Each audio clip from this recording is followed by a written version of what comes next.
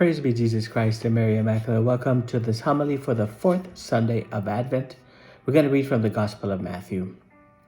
Brothers and sisters, on this fourth Sunday of Advent, the Gospel places before us a man who never spoke a word, or at least no word of his was ever recorded in the Gospels, but he spoke volumes.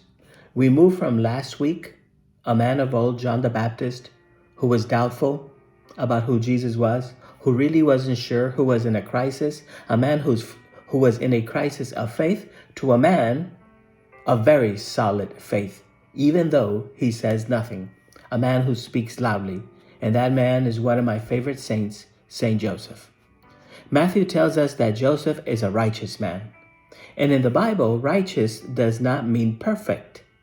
It means that Joseph has a sincere desire to live according to God's will, who always wants to do things right and wants to do the next right thing. And Joseph is righteous, and he's deeply troubled. His life seems settled.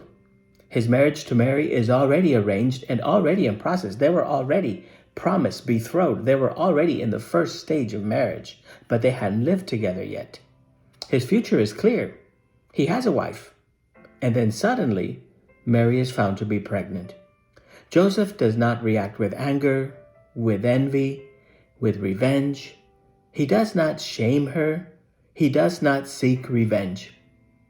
Very much like God, very much like Jesus. I wonder where Jesus learned this from. The gospel tells us that he wanted to protect Mary. Even in his confusion and in pain, Joseph chooses mercy, just like Jesus. I wonder who he learned it from. This is the first thing that we can take home, that God's dream begins in a heart that chooses mercy over judgment. Joseph stands between the law and love. The law tells him to denounce Mary. Love tells her to protect Mary.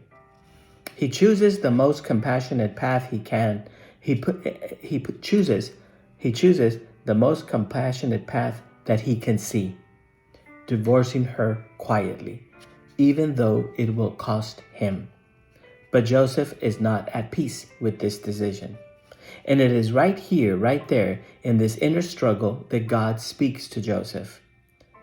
And we could actually say that God speaks to us through Joseph. Joseph has a dream. And in Scripture, God often speaks through dreams, because dreams reach the deepest place where fear and faith meet. And the angel says, "Do not be afraid to take Mary into your home." Notice what God does not do. God does not remove the problem from Joseph. God does not cancel Joseph's struggle. God enters Joseph's struggle. This is the second thing that we can take home. God does not rescue us from our conflicts. God walks with us inside of them. God's dream does not replace Joseph's dream. It fulfills it. The angel is really saying, do not be afraid to love. And that is why we can say something beautiful today. The dreams of God are the dreams of Saint Joseph.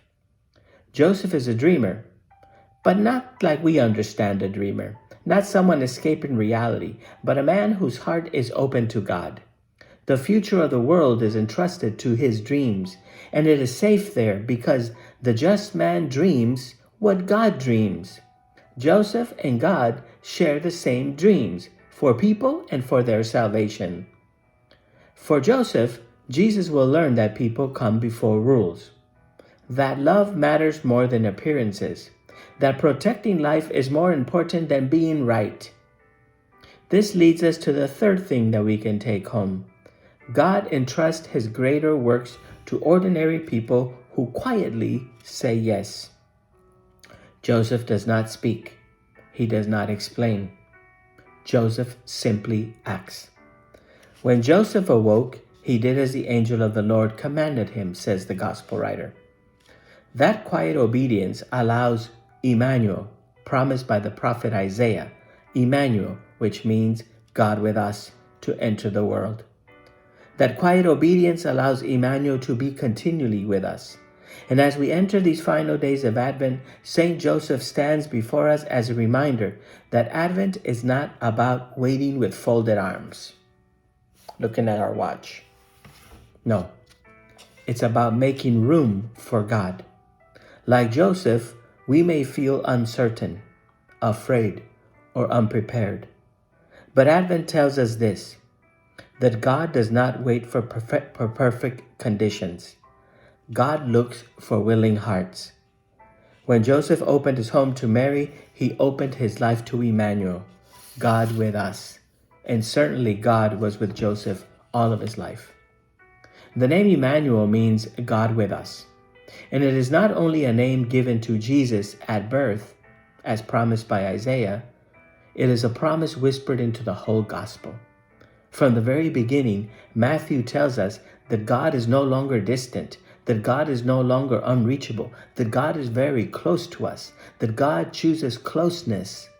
God chooses to dwell within our human story, to walk our roads, to share our fears and our hopes. And at the end of the gospel, Jesus seals that promise with his final words, I am with you always until the end of age.